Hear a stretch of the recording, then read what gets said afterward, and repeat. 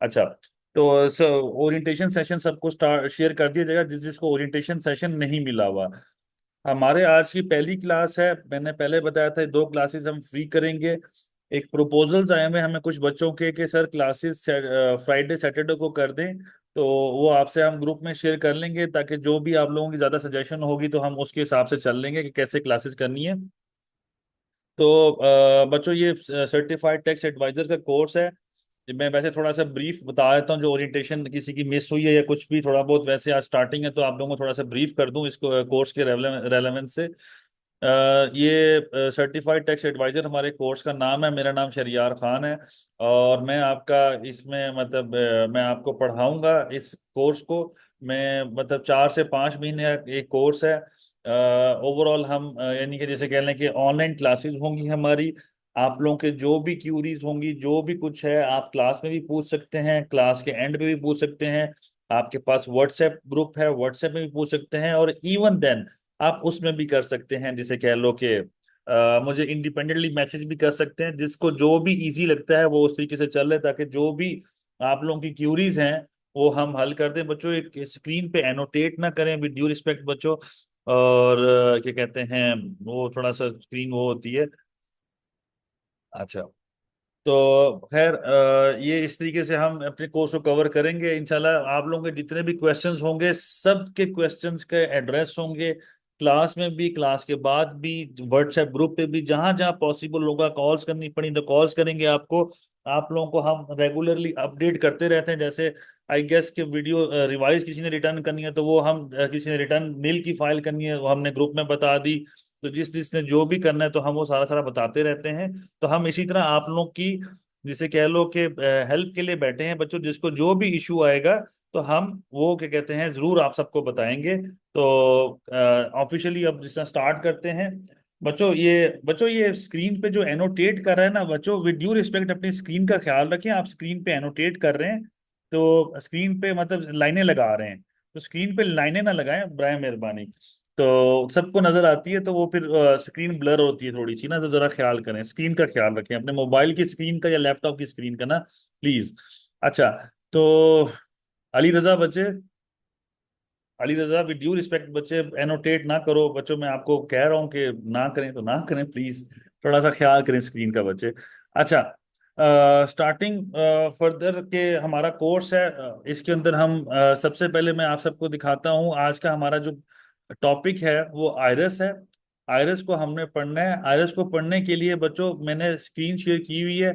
ये एफबीआर की साइट है। जैसे कि मैं यहाँ पे जाता हूँ, यहाँ पे fbr.gov.pk लिखता हूँ तो मेरे आगे ये स्क्रीन खुल जाती है। आप सबको मेरी स्क्रीन नजर आ रही होगी, आई होप सो। जिसको स्क्रीन मेरी नजर नहीं आ रही तो बराए मेहरबानी इस क्लास अपना जो जूम लिंक है इससे एग्जिट करे, लीव मीटिंग करे, फिर दोबारा से ज्वाइन करे तो उसको स्क्रीन नजर आ जाएगी। तो जिसको आवाज नहीं आ रही तो मुझे बता दो बच्चों, जिस किसी को आवाज नहीं आ रही तो पहले अपनी तरफ चेक कर लें बच्चे। सबको आई गेस सो कि आप सब में से किसी ना किसी को मतलब सबको आवाज आ रही होगी। किसी ना किसी को इशू होगा तो प्लीज आप मैसेज कर दें कि हमें आवाज नहीं आ रही, तो मैं उसको बता देता हूँ जो। अच्छा, ऑल ओके, नहीं बच्चे, थैंक यू वेरी मच बच्चे। मुझे ना रेगुलरली आप लोग रिप्लाई करते रहें। आपको मेरी आवाज आ रही है, सारा कुछ क्लियर है, मैं जब पूछूंगा या कोई सवाल है तो मुझे जवाब देते रहिएगा। मेरा कॉन्फिडेंस थोड़ा सा बेहतर होता है कि आप लोग मेरी बात सुन रहे हैं। मतलब मैं हवा में बातें नहीं कर रहा, थोड़ा सा मुझे जवाब देते रहिएगा। मुझे ये बड़ा कॉन्फिडेंस आता है इससे। अच्छा, fbr.gov.pk की वेबसाइट खोलिए बच्चों। जैसे यहाँ पर आप देखो इस स्क्रीन पे मतलब मल्टीपल चीजें चल रही हैं, शक्लें आ रही हैं मल्टीपल में इसकी बात नहीं करता, थोड़ा सा नीचे चलता हूँ बच्चों। ये जो जितना जिसे कहते हैं ना कि मैं अब आपको बताता हूँ कि ये जितना पोर्शन है, ये जितना ये पोर्शन है मैं जिसको हाईलाइट कर रहा हूँ, जितना ये पोर्शन है ना, जितना भी ये पोर्शन है, ये सबसे अहम पोर्शन है। और अगर इसमें भी मैं करूं तो इसमें मैं यहां तक कर लेता हूं। तो ऑनलाइन सर्विसेज वाला सबसे अहम पोर्शन है। आयरस को, आयरस के लिए सबसे ज्यादा अहम पोर्शन ये है इस ऑनलाइन सर्विस एफबीआई की वेबसाइट पे। तो हमारा कोर्स ज्यादातर रिवॉल्व यहां पर करेगा, ज्यादातर रिवॉल्व यहां पर करेगा। यहाँ पर उन्होंने आपकी असिस्टेंस के लिए मल्टीपल टैब्स दे दी हैं। मैं इनसे कुछ कोई देखने की जरूरत नहीं है, मैं देखता नहीं हूँ। खैर, मैं इस वेबसाइट को थोड़ा स्क्रॉल डाउन करता हूँ, जैसे मैं नीचे लेके आता हूँ बच्चों, यहाँ पर आ रहा है एक्ट्स ऑर्डिनेंस रूल्स। आप सब ने एक्ट्स ऑर्डिनेंस रूल्स इन तीनों में से किसी एक चीज पे क्लिक करना है। लेट से मैं रूल्स पे क्लिक करता हूँ। जैसे मैंने क्लिक किया तो मेरे आगे ये विंडो खुल गई है। आई होप सो आप सबको ये विंडो नजर आ रही होगी। अच्छा, मेरी आवाज ठीक से नहीं आ रही। अमीर हमजा बच्चे, आप क्लास बंद करो और दोबारा से ज्वाइन करो। ठीक है, मैं आपको मैसेज कर देता हूँ, प्लीज ज्वाइन अगेन। और जो भी इस तरह करेगा तो उसको आवाज इंशाल्लाह आ जाएगी। बाज़ औक़ात जूम का इश्यू होता है, किसी किसी के लैपटॉप पे या पुराना वर्जन चल रहा होता है तो मसला आता है। तो उसके लिए थोड़ा सा है। खैर, आगे चलते हैं, गोइंग फॉरवर्ड। बच्चों, यहाँ पर अब मैंने जैसे कि क्लिक किया था रूल्स पे या ऑर्डिनेंस पे या एक्ट पे, तो मेरे आगे ये विंडो खुली है। मेरे आगे ये विंडो खुल गई है। तो जब मेरे आगे ये विंडो खुली है तो यहाँ पर मैं, यहाँ पे टॉप पे आ रहा है इनकम टैक्स ऑर्डिनेंस। इस इनकम टैक्स ऑर्डिनेंस पे क्लिक करता हूँ। जैसे मैंने ऑर्डिनेंस पे क्लिक किया तो यहाँ पर ये चीजें आ रही हैं, ये सब चीजें। एक सेकंड रुकिएगा। अच्छा बच्चों, एक मिनट होल्ड करिएगा, जस्ट एक मिनट रुकिएगा। मैं, एक कॉल अर्जेंट है थोड़ी सी, मैं जरा ले रहा हूँ, एक मिनट के लिए।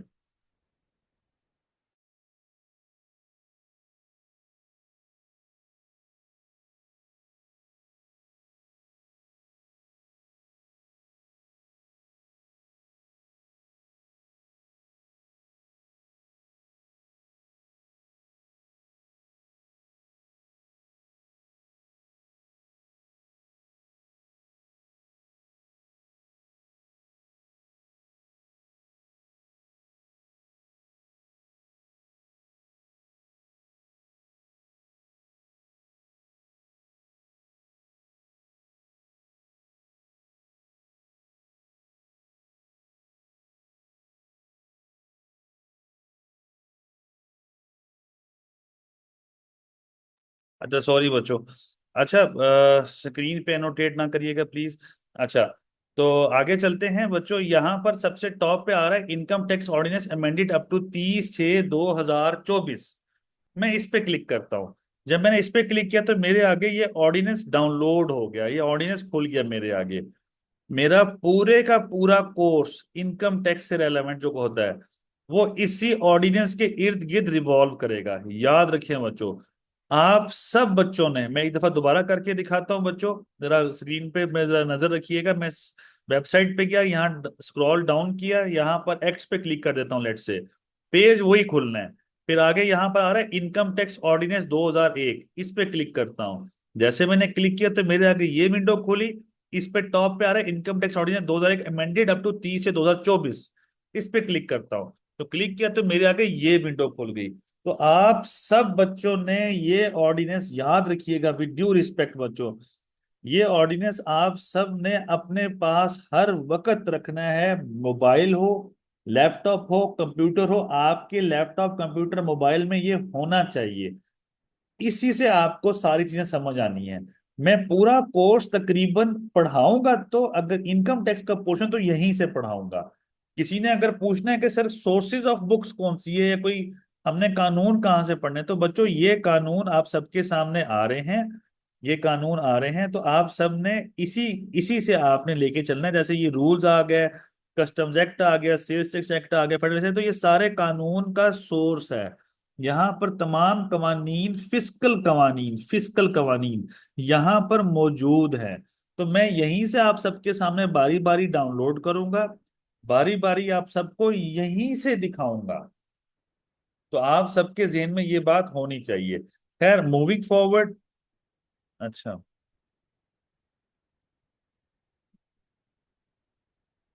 What should be. अच्छा, नहीं बच्चे, पूछो क्वेश्चन बच्चे। What is difference between ordinance act rules, it's position handing in FBR. बच्चे, मुझे समझ नहीं आया आपका ये सवाल, लेकिन एक्ट जो होता है वो पार्लियामेंट बनाया करती है। एक्ट जो होती है, एक्ट पार्लियामेंट बनाया करती है। ऑर्डिनेंस प्रेसिडेंट ऑफ पाकिस्तान पास किया करता है। और रूल्स इस एक्ट या ऑर्डिनेंस की तशरीह के लिए बोर्ड या फेडरल गवर्नमेंट पास किया करती है। अब उसका अगला जो आपका पॉइंट है ना, it's position handling in FBR, मुझे इसकी समझ नहीं आई। What should be our principal, मैंने ordinance, ordinance is the primarily income tax का कानून, और income tax ordinance is the prime कानून, ठीक है। तो आपने इनकम टैक्स ऑर्डिनेंस को फॉलो करना है, वहां से कुछ चीजें समझनी है तो उसकी तशरीह रूल्स में दी हुई है। तो जो मैं पढ़ा रहा हूँ उसी हिसाब से चलिएगा। अगर नहीं बच्चे इसके अलावा कोई सवाल है तो बेशक माइक ऑन करके पूछ लो, मैं सुन लेता हूँ बच्चे। नहीं अगर सर, तो जज़ाकल्लाह। ठीक है, शुक्रिया सर। कोई मसला नहीं बच्चे। अच्छा, आगे चलते हैं बच्चों। यहाँ पर ये इनकम टैक्स ऑर्डिनेंस है, ये सारी इसके आगे जो चीजें हम उसको पढ़ेंगे। अभी हम चलते हैं जरा बेसिक बकिया चीजें जो एफबीआर की हैं उसको जरा देखते हैं। तो मैंने प्राइमरीली आपको बताया कि आपके पास ये ऑर्डिनेंस आपके पास हर वक्त अवेलेबल होना चाहिए। अभी बकिया अगर आप में से कोई पूछता है सर एसआरओ सर्कुलर्स और ऑर्डर सर्कुलर्स, ये सिंपल सी बात बताता हूँ कि एक सिंपल छोटी सी एक नट शेल, इन नट शेल आपको एक स्टोरी बता देता हूँ कि ऑर्डर और सर्कुलर्स ये बाइंडिंग होते हैं, मतलब लागू होते हैं हर अफसर of FBR, her officer of FBR, every officer of FBR के ऊपर ऑर्डर और सर्कुलर्स अप्लाई होते हैं, उन पे इंफोर्सेबल होते हैं। अब अगली बात, एसआरओ नोटिफिकेशंस क्या होते हैं? एसआरओ नोटिफिकेशंस का पर्पस ये होता है कि in case of any error in the constitution, in the income tax ordinance और सेल्स टैक्स एक्ट और कस्टम्स एक्ट और फेडरल एक्साइज ड्यूटी एक्ट, किसी भी कानून में कोई गलती है या कानून को थोड़ा सा चेंज करना है, तो कानून में गलती और कानून को चेंज करने की पावर फेडरल गवर्नमेंट के पास भी है और फेडरल बोर्ड ऑफ रेवेन्यू के पास भी है। तो they can issue an SRO, कोई भी एसआरओ इशू करेंगे और वो एप्लीकेबल होगा तमाम पूरे के पूरे पाकिस्तान के ऊपर। ऑर्डर सर्कुलर्स एप्लीकेबल होंगे on the officers of FBR. क्यों? उसमें डायरेक्शन दी जाती है कि ये फलाना काम आपने ऐसे करना है, जो भी डायरेक्शन दी जाती है, एफबीआई कोई भी डायरेक्शन दे सकता है। जबकि एसआरओ नोटिफिकेशन जो है, जैसे कि मैं इस पे क्लिक करता हूं आप सबके सामने, अब यहाँ पर एसआरओ नोटिफिकेशन, तो यहाँ पे इनकम टैक्स के, सेल्स टैक्स के, फेडरल एक्साइज के, कस्टम्स के एसआरओ यहाँ पे अवेलेबल हैं। मैं इनकम टैक्स के एसआरओ पे क्लिक करता हूं तो यहाँ पर डेट वाइज सारे एसआरओ आ रहे हैं। तो जो भी रूल्स में तरमीम आई है, कोई करेक्शन आई है, कोई पिछला एसआरओ कैंसिल हुआ है, तो वो सारे यहाँ पर डेट वाइज यहाँ पर अवेलेबल हैं। इसी तरह जो ऑर्डर्स और सर्कुलर्स हैं वो भी एफबीआई की साइट पे अवेलेबल हैं। इनकम टैक्स के सर्कुलर्स पे जाता हूं बच्चों, यहाँ पर जैसे कि अभी लेटेस्ट सर्कुलर आया था, extension in date of return. तो जो भी date of filing of income tax return, उसका सर्कुलर आया करता है। तो जो भी सर्कुलर आया वो यहाँ पर, अब जैसे मैं इसको खोलता हूँ तो ये आप सबने ये देखा होगा बिलाल जमीर साहब का कि ये डेट एक्सटेंड हो चुकी है। तो खैर सिंपल सी बात है, इनके पर्पस ये हैं, ये अभी बेसिक्स हैं, हम इस पे ज्यादा टाइम जाया नहीं करते, हम अपना कोर टॉपिक की तरफ चलते हैं। मैंने आपको वो बल्कि जितनी भी चीजें, अच्छा एक लास्ट चीज, इस वेबसाइट के फ्रंट पेज पे आप लोगों ने बच्चों सुना होगा, आप लोगों ने सुना होगा कि, जो सुना होगा कि भाई रिटर्न एक्सटेंड हो गई है। अब जब रिटर्न एक्सटेंड हो गई है तो पहले ये होता था कि जो 30 सितंबर है उस दिन हर दूसरा दोस्त एक व्हाट्सएप ग्रुप में नोटिफिकेशन इशू कर देते हैं, एसआर सर्कुलर इशू कर देते हैं कि भाई एक्सटेंड हो गई है। सुबह से शुरू करते हैं, शाम तक बताते रहते हैं एक्सटेंड हो गई है, एक्सटेंड हो गई, एक्सटेंड हो गई है। तो याद रखिएगा, जब तक एफबीआर की साइट पे, एफबीआर जैसे ये टिकर चल रहा है, ये न्यूज चल रही है, इसी तरह यहाँ पे नीचे जाता हूँ तो यहाँ पर आ रहा है जो एक्सटेंशन की डेट है। यहाँ पे भी नहीं आ रहा, तो ऑर्डर सर्कुलर्स में टॉप पे आ रहा था, अगर आप ये देखो तो ये वाला। तो जब तक यहां पर लिखा हुआ नहीं आएगा, जब तक यहां पर लिखा हुआ नहीं आएगा, याद रखिएगा बच्चों, तब तक आपने यकीन नहीं करना। लोग जितने मर्जी नोटिफिकेशन भेज दें, जो मर्जी खबर रसां एजेंसी होती है, एफबीआर, वो जो न्यूज चैनल होते हैं डिफरेंट होते हैं, उनकी किसी बात पे यकीन नहीं करना अनलेस एंड एंटिल एफबीआर की साइट पे देखो, यहाँ पे ये टिकर चल रहा है, income tax return filing extended till 14 अक्टूबर। जब तक यहां पर नहीं आता तब तक आपने यकीन नहीं करना। तो यहां पर आएगा तो यकीन कर लेना है। तो सिंपल ये प्रोसीजर है कि कैसे आपने चेक करना है कि डेट एक्सटेंड हुई है कि नहीं हुई। खैर आगे चलते हैं बच्चों, थोड़ा सा अपने टॉपिक की तरफ आते हैं। अब यहाँ पर बच्चों ये ऑनलाइन सर्विसेज मैंने आपको थोड़ी देर पहले बताया कि हमारा सबसे जो अहम टॉपिक होगा वो इस ऑनलाइन सर्विसेज के इर्द गिर्द रिवॉल्व होगा। इर्द गिर्द रिवॉल्व कैसे होगा, अब यहाँ पे मैं करता हूँ इनकम टैक्स और आयरस पे क्लिक, गौर करिएगा बच्चों। ये इनकम टैक्स आयरस, इसी पे मैं क्लिक करता हूँ। जैसे मैंने क्लिक किया मेरे आगे ये विंडो खुल गई। ये विंडो खुली तो यहाँ पे सबसे पहले क्रॉस करना है, ठीक है। जब मैंने क्रॉस किया तो मेरे आगे ये पेज खुल गया। अब इसमें सबसे रेलेवेंट पार्ट कौन सा है आपका, इस पे जो रेलेवेंट पार्ट है वो आपका ये वाला है। ये वाला जो पार्ट है ये बहुत रेलेवेंट पार्ट है आपका, ठीक है।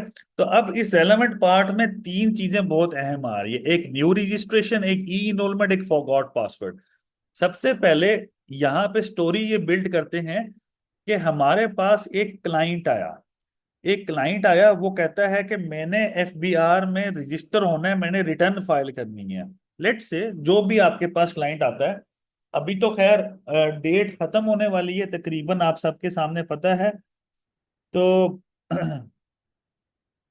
एक, अच्छा डेट खत्म होने वाली है 14, मतलब मंडे को लास्ट डेट है रिटर्न फाइलिंग की। तो आपके पास अब क्लाइंट के आने के इस वक्त चांसेस थोड़े से कम है, लेकिन क्लाइंट आ भी सकते हैं आपके पास। लेकिन साल में क्लाइंट बार बार आते रहते हैं, अपने आप को एफबीआई में रजिस्टर करवाते रहते हैं। तो हम उनकी बात करते हैं। यहां पर आ रहा है न्यू रजिस्ट्रेशन। तो मैं इन तीन एलिमेंट्स पे बात करूंगा, एक फॉरगॉट पासवर्ड, एक न्यू रजिस्ट्रेशन और एक ई इनरोलमेंट। सबसे पहले डिस्कस करते हैं न्यू रजिस्ट्रेशन। न्यू रजिस्ट्रेशन में मैंने क्लिक किया तो मेरे आगे ये फॉर्म खुल गया। अब याद रखिएगा बच्चों, याद रखिएगा, ये जो फॉर्म है इसको लॉ की लैंग्वेज में, इनकम टैक्स ऑर्डिनेंस की लैंग्वेज में सेक्शन 181 का फॉर्म कहते हैं। सेक्शन 181 का फॉर्म, याद रखिएगा। तो यहाँ पे फॉर्म में उसने कुछ डिटेल्स मांगी हैं कि आप ये डिटेल्स प्रोवाइड कर दें। तो मैं अपनी डिटेल्स डालता हूँ आप सबके सामने, आप देखिएगा।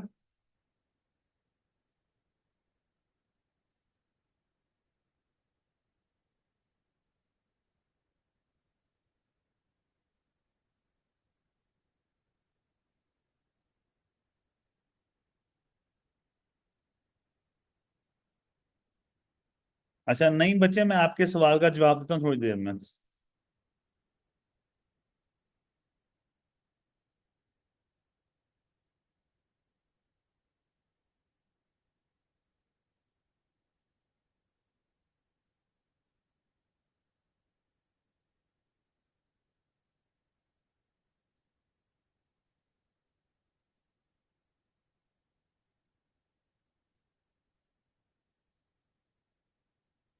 अब मैंने जो बेसिक इंफॉर्मेशन थी, याद रखो बच्चों, यहाँ पे जहां जहाँ स्टार बना हुआ है, जहां जहाँ स्टेरिक लगा हुआ है, रेड कलर में स्टेरिक लगा हुआ है, ये आपने फुलफिल जरूर करना है, ये आपने फुलफिल जरूर करना है।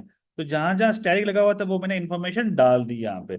अब मैं नीचे चलता हूँ, 2 दफा ईमेल, 2 दफा मोबाइल नंबर उन्होंने मांगा हुआ है, मैं दोनों दफा डाला।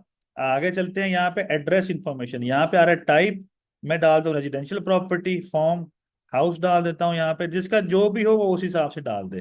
मेजरमेंट यूनिट किनार डाल दिया, यहाँ डाल दिया, 2 किनार डाल दिया, हाउस नंबर 30।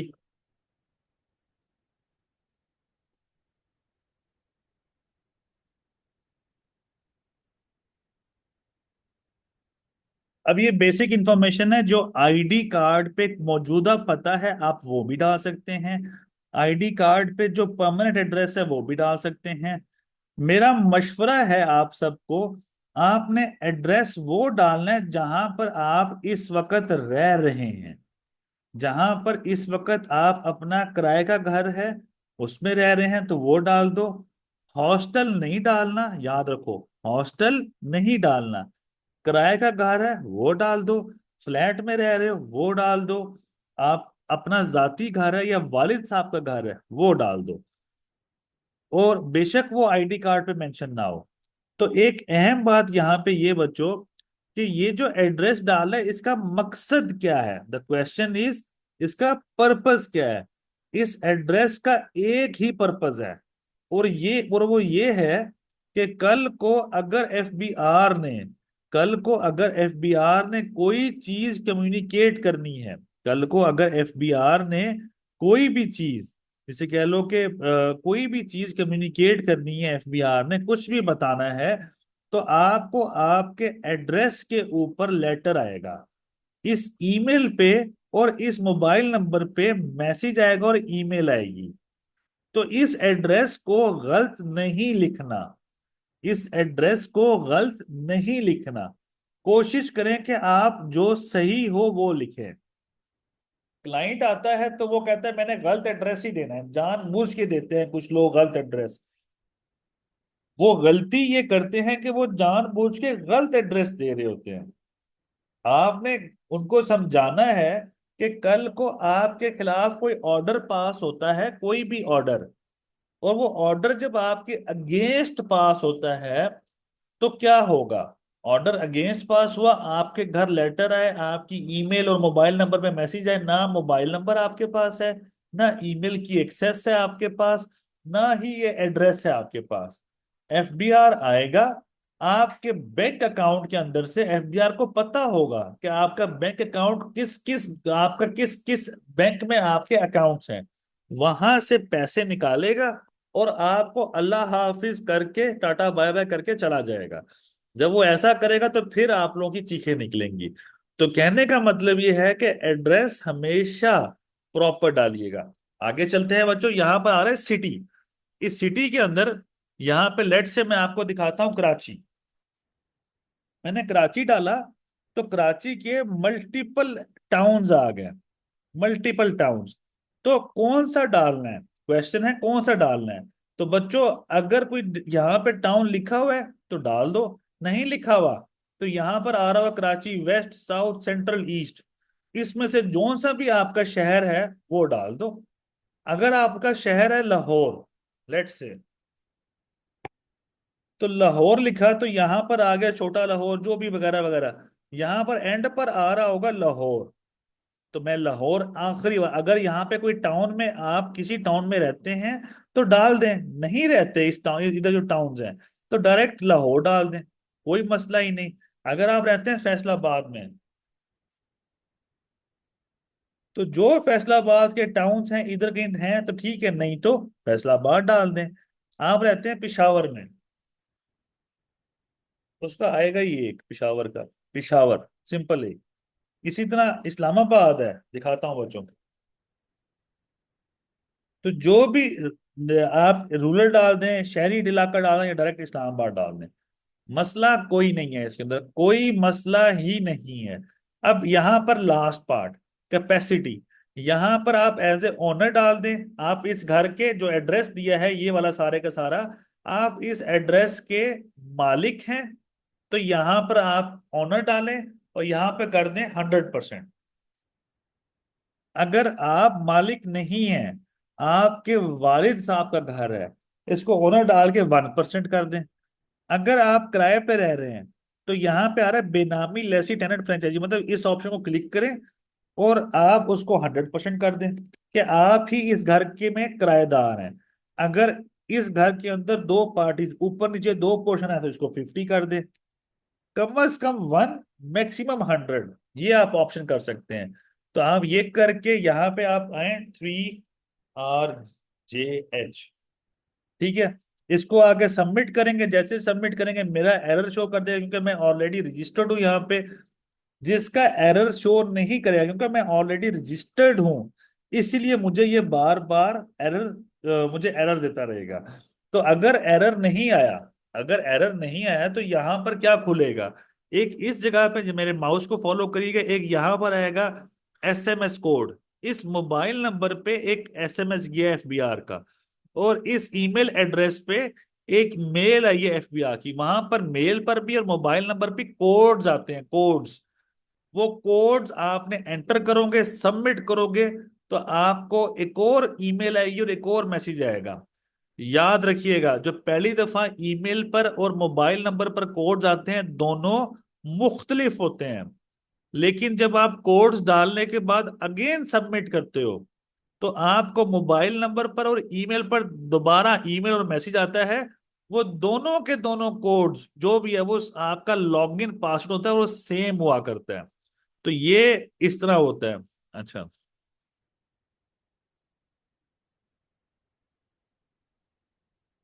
अच्छा कि बच्चों के सवाल आ रहे हैं, जैसे नईम साहब है, उनके क्वेश्चन हैं, तो मैं जरा नईम साहब के क्वेश्चन एड्रेस करता हूँ यहाँ पर। तो बच्चों जरा नईम साहब के क्वेश्चंस देख लें आप सारे के सारे।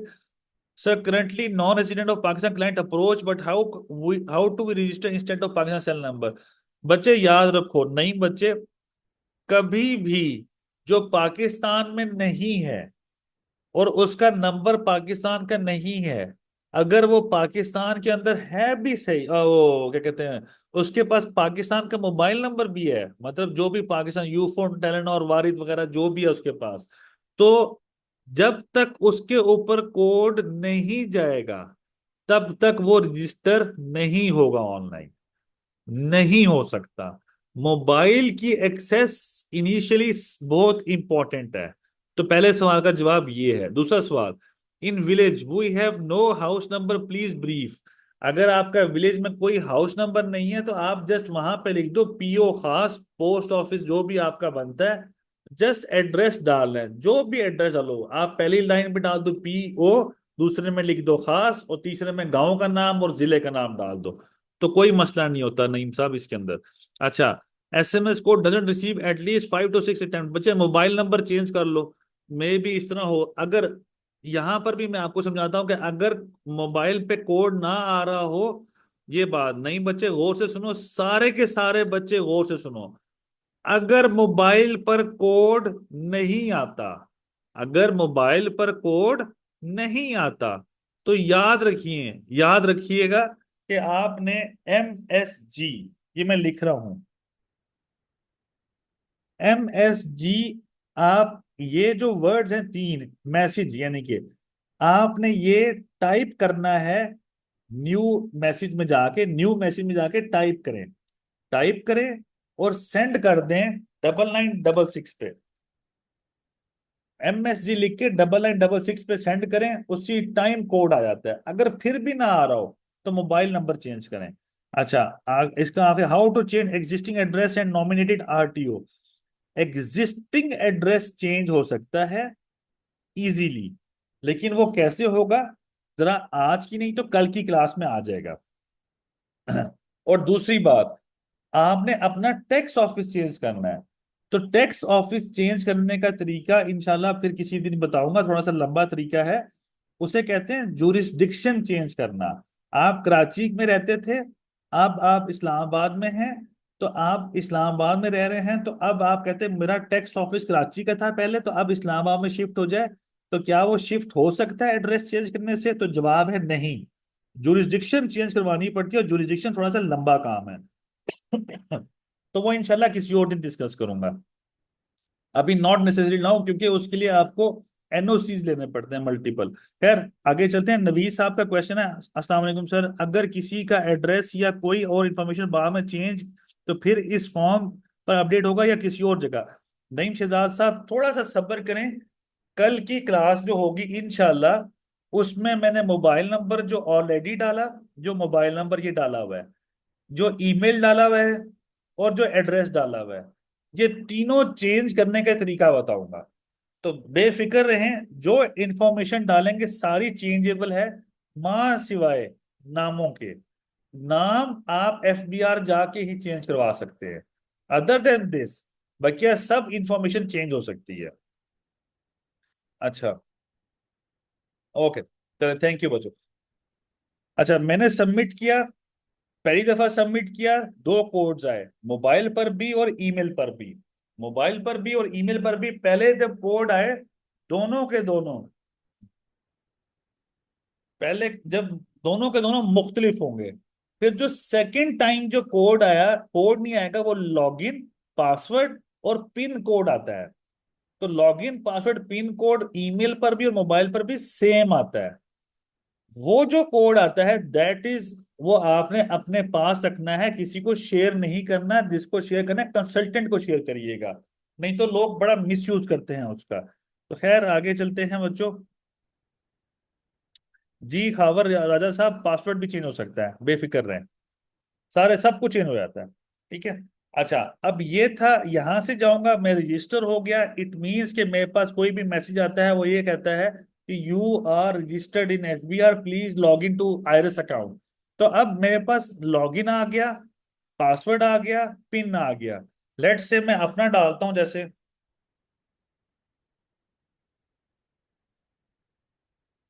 मैंने अपना लॉगिन डाला, मैंने अपना पासवर्ड डाला और इसको लॉगिन करता हूं। तो मैं इस तरह लॉगिन होऊंगा तो मेरे सामने ये विंडो आएगी।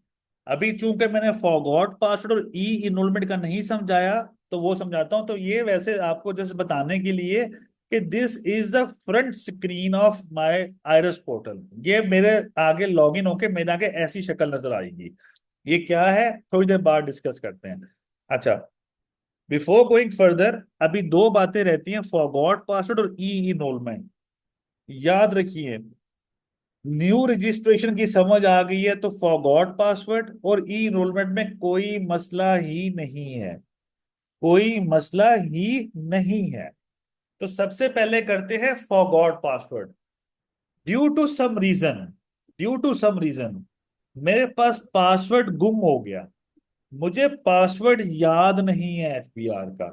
तो मैं सिंपल सा जाऊंगा फॉरगॉट पासवर्ड पे, मैंने क्लिक किया, मेरे आगे सिंपल ये पेज खुला। मैं यहाँ पे अपना आईडी कार्ड डालता हूँ। जी बच्चे, कोई बोल रहा है, मुझे आवाज नहीं आ रही, अगर कोई बोलना चाह रहा है। सेम्यूल साहब, आप कुछ कहना चाह रहे हैं तो बोल लें, नहीं तो माइक म्यूट कर ले, माइक म्यूट कर लें बच्चे। थैंक यू बच्चे, थैंक यू।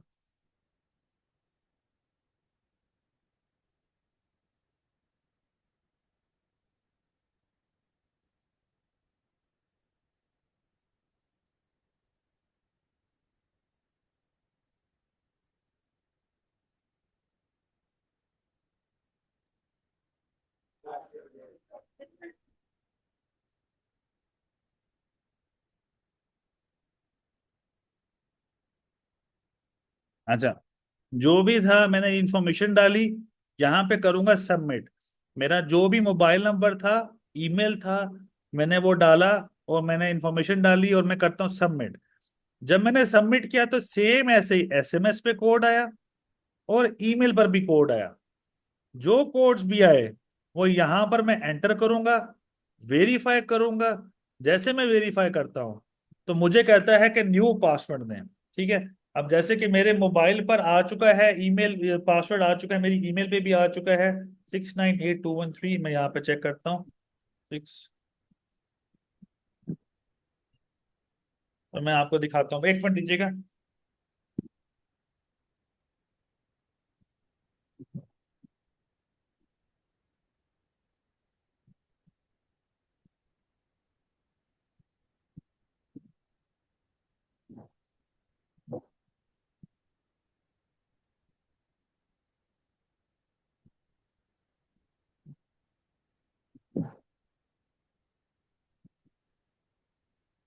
तो ये मैंने इंफॉर्मेशन डाली, इसको मैं करता हूँ वेरीफाई। जब मैंने वेरीफाई किया तो उसने कहा अपना नया पासवर्ड डाल दें। मैं नया पासवर्ड डाल लूंगा, दोनों सेम रखूंगा, इसको सबमिट करूंगा, मेरा पासवर्ड चेंज हो जाएगा। इस तरीके से मैंने अपना पासवर्ड चेंज करना है। अगर मैं पासवर्ड चेंज करना था, जो भी न्यू पासवर्ड रखना चाहता हूं मैं यहाँ पे रख सकता हूँ। एफबीआर का पुराना पासवर्ड नहीं रखना चाहता, मैं नहीं रखता, न्यू पासवर्ड रख लेता हूँ। तो इसमें कोई मसला ही नहीं है। इस तरीके से आपने पासवर्ड चेंज करना है। यहाँ पर दो इश्यूज आते हैं, उसको मैं डिस्कस करता जाता हूँ। मुझे अपनी ईमेल भी याद नहीं है, मुझे अपना मोबाइल नंबर भी याद नहीं है। लेट से ना मुझे ईमेल याद है ना मुझे मोबाइल नंबर याद है। इस स्टोरी पे चलते हैं। लेट से कि मुझे आईडी कार्ड तो जाहिर है मुझे अपना याद होना चाहिए, नहीं तो मेरे पास आईडी कार्ड होना चाहिए। अगर मुझे अपनी ईमेल नहीं याद, अगर मुझे अपना मोबाइल नंबर नहीं याद, तो जरा बच्चों मेरे साथ रहिएगा, मैं आपको एक चीज दिखाता हूँ। यहां पर, यहां पर जरा गौर करिएगा, एफबीआई के प्राइमरीली पेज पे यहां पर आ रहा है ऑनलाइन वेरिफिकेशन पोर्टल। ये बच्चों देखिएगा, इसके अंदर ये ऑनलाइन वेरिफिकेशन पोर्टल आ रहा है। ठीक है। इस पे मैं क्लिक करता हूं, इस पे मैंने क्लिक किया तो यहां पर आ रहा है taxpayers profile inquiry, I hope आप सबको नजर आ रहा होगा। प्रोफाइल इंक्वायरी, इस पे मैं क्लिक करता हूँ। जैसे मैंने क्लिक किया तो मेरे आगे ये पेज खुल गया, ये विंडो ओपन होगी। तो यहाँ पर again taxpayer profile inquiry, बच्चे ये जरा स्क्रीन पे नजर देखना। प्रोफाइल इंक्वायरी, इस पे मैंने क्लिक किया। यहाँ पर पैरामीटर टाइप, यहाँ पर करूंगा आईडी कार्ड, CNAC, अपना आईडी कार्ड डालता हूँ।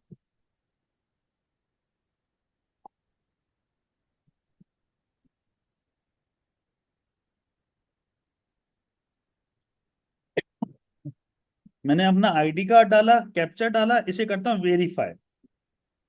जैसे मैं, ओहो,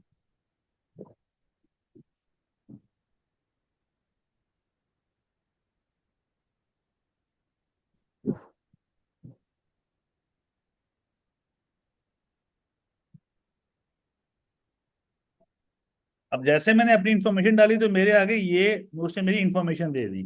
वो यहाँ पे क्या कहता है, जरा गौर से देखिएगा बच्चों।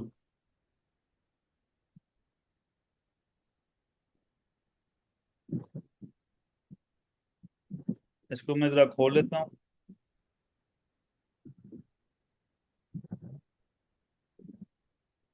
अब ये इन्फॉर्मेशन उसे दे दी, उसने बताया कि ये जी आईडी कार्ड डाला आपने, इसका नाम शरियार खान है, ये इसका सारा कुछ है नीचे, लेकिन ये ईमेल दे रहा है।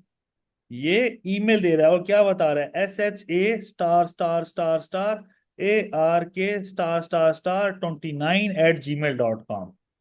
मीन्स मेरी इंफॉर्मेशन आधी दे रहा है, मेरी इंफॉर्मेशन आधी दे रहा है, मेरा ईमेल एड्रेस काट काट के दे रहा है। मेरा मोबाइल नंबर कैसे प्रोड्यूस कर रहा है, 032 जो भी आगे स्टार स्टार 1110***39। तो कहने का क्या मतलब है, ये भी आधी इंफॉर्मेशन दे रहा है। तो जिसका मोबाइल नंबर के एंड पर ये आ रहा हो, ये ईमेल आ रही हो, तो अगर मुझे याद हो तो मुझे अपनी ईमेल भी याद आ जाएगी, मुझे मोबाइल नंबर भी याद आ जाएगा। इस तरीके से मैं अपना मोबाइल नंबर और ईमेल वापस याद कर सकता हूँ। कौन सी, क्योंकि ये हिंट दिया हुआ है, दिस इज अ हिंट। ठीक है, जब मुझे हिंट दिया हुआ है तो मैं इस तरह कर सकता हूँ, यहां से ईमेल और मोबाइल नंबर निकाल सकता हूँ, सोच सकता हूँ। ठीक है,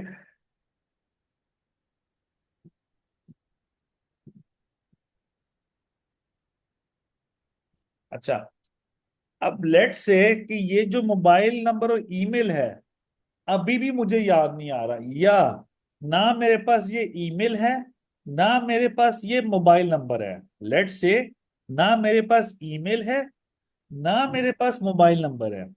तो मैं क्या करूंगा, मैं जाऊंगा अपने करीबी एफबीआर के दफ्तर, मैं जाऊंगा अपने करीबी एफबीआर के रीजनल टैक्स ऑफिस में।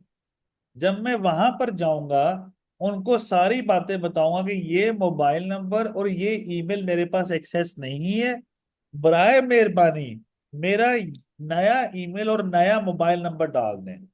तो वो अब खुद से नया ईमेल और नया मोबाइल नंबर डालते हैं, और उस बेसिस पे आप फॉरगॉट पासवर्ड कर सकते हो, नया पासवर्ड खुद से बना सकते हो। ये तरीका है फॉरगॉट पासवर्ड का केस में। अब इसमें एक लास्ट बात, फॉरगॉट पासवर्ड में लास्ट बात, अगर फिर भी कोई मसला है, फिर भी कोई मसला है, तो मुझसे राब्ता करिएगा, आपको आपका पासवर्ड वगैरह भिजवा दिया जाएगा। लेकिन वो मैं नहीं करता, एफबीआर के अपने कुछ लोग हैं, वो एक्सपोर्ट करते हैं, आपको आपका पासवर्ड रिकवर करवा देते हैं, और उसके वो चार्जेस लेते हैं। तो ऑल दो ये चीज इस तरह होती है जो मार्केट में चल रही है, आपको जस्ट बता रहा हूँ। तो वो उधर से निकल आया करता है, अगर आप एफबीआर जाना नहीं चाहते। ये सब ऑप्शन एग्जिस्ट करती हैं, फिर भी काम ना करना चाहो तो आप लोगों की अपनी मर्जी है बच्चों। खैर, आगे चलते हैं। मैंने अभी न्यू रजिस्ट्रेशन बताया था, फिर मैंने फॉरगॉट पासवर्ड बताया, अब लास्ट बात, ई इनरोलमेंट। ई इनरोलमेंट पे डिस्कस करते हैं बच्चों। ई इनरोलमेंट होती क्या है, क्वेश्चन है ई इनरोलमेंट होती क्या है। याद रखो, due to some reasons, due to some reasons.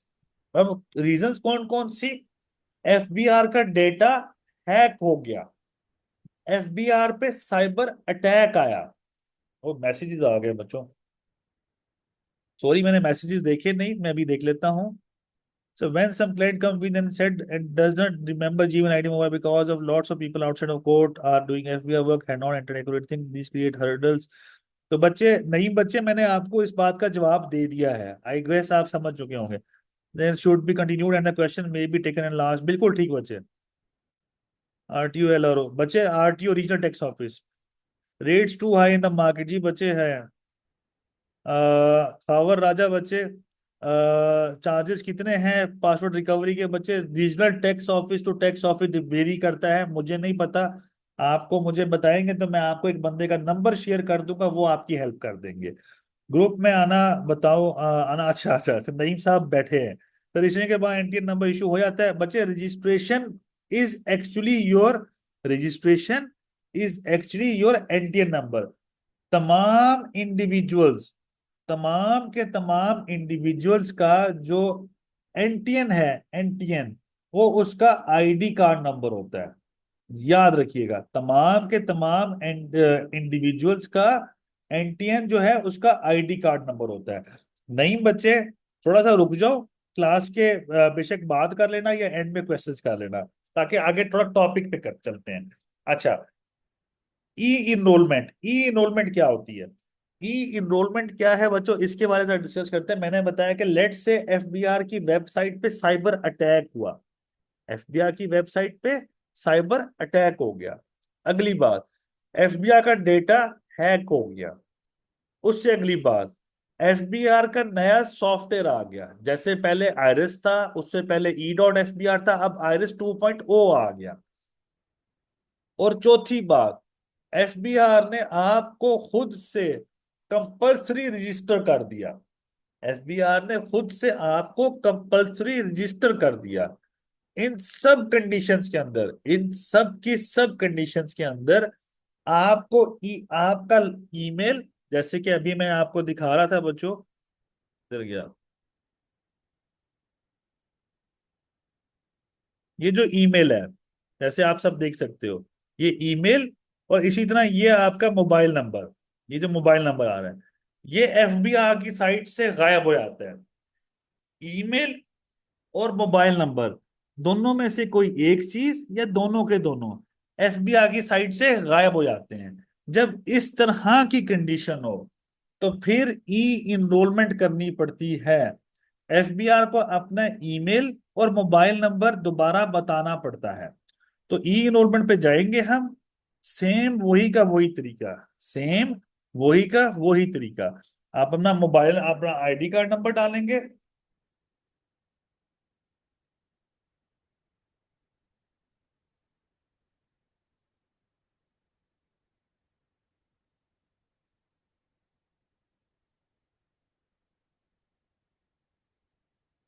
जैसे मैं अपनी इंफॉर्मेशन डालता हूँ, मैं अभी इधर मोबाइल नंबर गलत डाला हुआ है।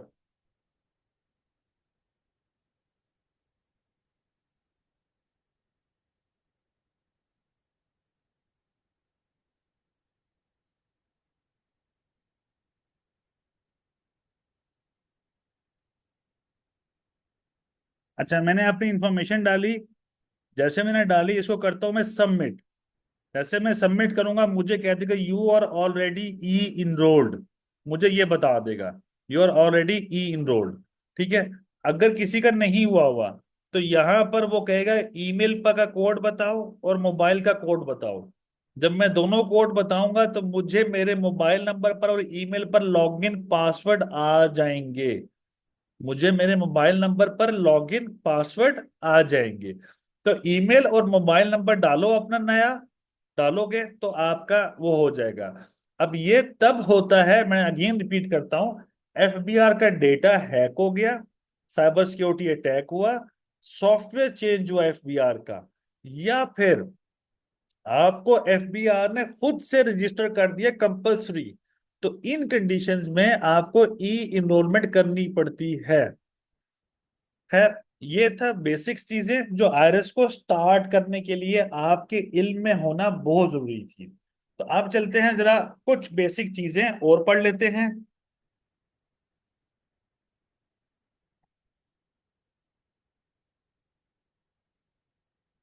अच्छा, ये मैंने किया लॉगिन।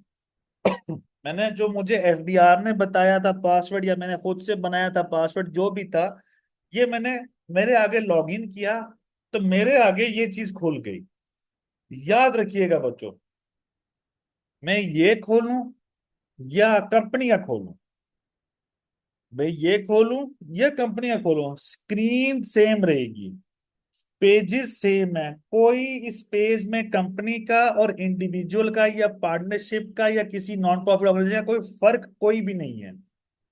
तो फर्क कोई नहीं है, तो फिर मसला क्या है? ठीक है, तो मसला भी कोई नहीं है, दोनों का सेम है, पैटर्न भी सेम है, तरीका काम भी सेम है, बट स्टेटस का फर्क है, स्टेटस का। तो वो कैसे होगा, हम इंशाल्लाह विद स्टेप वाइज उसको डिस्कस करेंगे और यहाँ पे देखेंगे भी सही। अब स्टार्ट करते हैं, इनबॉक्स, ड्राफ्ट, आउटबॉक्स और कंप्लीटेड टास्क। जैसे आप सबकी जीमेल की, याहू की या हॉटमेल की आप सबकी ईमेल आईडी होगी, same goes with this one, same goes with this one. ठीक है, अब इसमें क्या है? इसमें क्या है बच्चों, आप गौर से देखिएगा, यहां पर इनबॉक्स है, ये ड्राफ्ट है, ये आउटबॉक्स है, ये कंप्लीटेड टास्क है। ये क्या चीजें हैं? ये उसी तरह की चीज है, लेकिन इसमें जरा इनबॉक्स के नीचे देखो, कॉरेस्पॉन्डेंस फ्रॉम एफबीआर। एफबीआर से कोई लेटर आएगा, कोई नोटिस आएगा, कुछ भी आएगा, तो that would come in inbox. जैसे आप मेरे डीएनएफबीपी का नोटिस देख रहे हैं, तो मेरे इनबॉक्स में ये लेटर या नोटिस आया हुआ है मुझे एफबीआर का। तो इनबॉक्स का मतलब है एफबीआर की तरफ से कोई लेटर आया हो, कोई नोटिस आया हो, तो वो मेरे इनबॉक्स में आएगा। दूसरी बात, ड्राफ्ट्स, मैंने इस लेटर का रिप्लाई कुछ लिखना स्टार्ट किया है, इस लेटर का कोई रिप्लाई लिखना स्टार्ट किया है, या कोई एप्लीकेशन फाइल कर रहा हूं, या कुछ भी कर रहा हूं, तो वो ड्राफ्ट में चला जाएगा। कुछ भी मैं कर रहा हूं तो वो ड्राफ्ट में चला जाएगा। मैंने कोई एप्लीकेशन तैयार की, कुछ भी किया, ड्राफ्ट में चला गया। तीसरी चीज, मैंने जो भी यहाँ पे तैयार किया इसको सबमिट कर दिया। जो भी लेटर तैयार किया, एप्लीकेशन तैयार की, रिटर्न तैयार की, सबमिट कर दी, तो वो चली जाएगी आउटबॉक्स में। एप्लीकेशन, लेटर, नोटिस का रिप्लाई, कुछ भी, वो आउटबॉक्स में चला जाएगा। तो जैसे आउटबॉक्स में आया, उसको एफबीआर ने एक्सेप्ट किया, रिजेक्ट किया, कुछ भी किया, वो फिर कंप्लीटेड टास्क में चला जाएगा। तो कंप्लीटेड टास्क में मल्टीपल चीजें आ रही होंगी, जो जो चीजें हैं आप सबके सामने मल्टीपल यहां पर हैं। तो इसी तरह इनबॉक्स में एफबीआर की तरफ से कोई लेटर, ड्राफ्ट में उस लेटर का रिप्लाई, आउटबॉक्स में उस लेटर का आपने रिप्लाई सबमिट कर दिया, और कंप्लीटेड टास्क में उसका कोई ऑर्डर आ गया, तो वो कंप्लीटेड टास्क में चला गया। तो ये प्रोसीजर है इनबॉक्स, ड्राफ्ट, आउटबॉक्स और कंप्लीटेड टास्क का। नाउ मूविंग फर्दर, ये इनबॉक्स में, अच्छा, मैं थोड़ी देर के लिए रिकॉर्डिंग ऑफ करता हूं, मैं थोड़ी देर के लिए रिकॉर्डिंग ऑफ करता हूं, नाराज ना होइएगा बच्चों। बताने का आप सबको मतलब, सबको यही मतलब है, तो क्योंकि मैं इंडिविजुअल हूं तो इसलिए मुझे नोटिस कम आए हुए हैं।